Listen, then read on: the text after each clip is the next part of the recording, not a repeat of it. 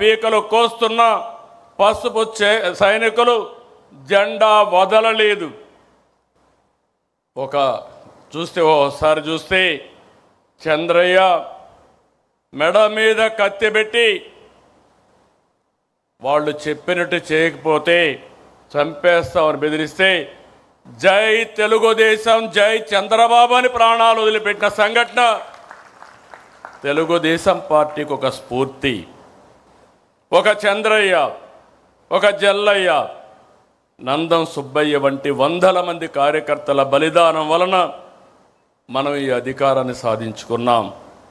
ఎవడు ఎదురొచ్చినా మీసం మెలివేసి నిలబడే ధైర్యం మన కార్యకర్తలది.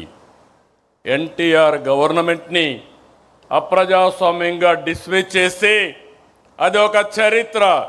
30 రోజులు తెలుగుదేశం పార్టీ నాయకులు ఉద్యమ సారథులయ్యారు. ప్రజా చైతన్యంతో ప్రజా జీవనాన్ని స్తంభింపజేశారు. భారతదేశ చరిత్రలో అది ఒకే సంఘటన.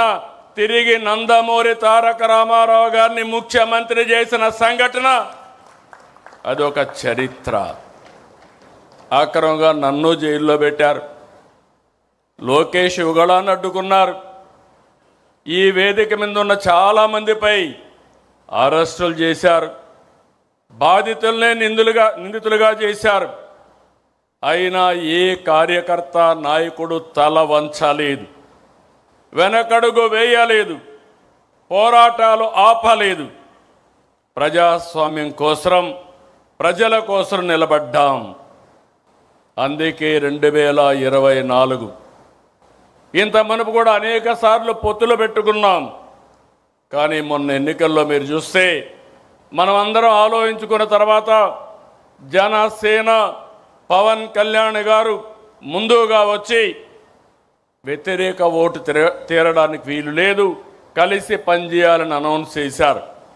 ఆ తర్వాత బీజేపీ కూడా ముందుకొచ్చి ఈ రాష్ట్ర పునర్నిర్మాణం జరగాలని 3 పార్టీలు కలిసి ఎన్డీఏ ఏర్పడ్డాం. మిత్రపక్షాలతో ఎన్నికలకు వెళ్ళాం. ప్రజలు ఆదరించారు, ఆశీర్వదించారు.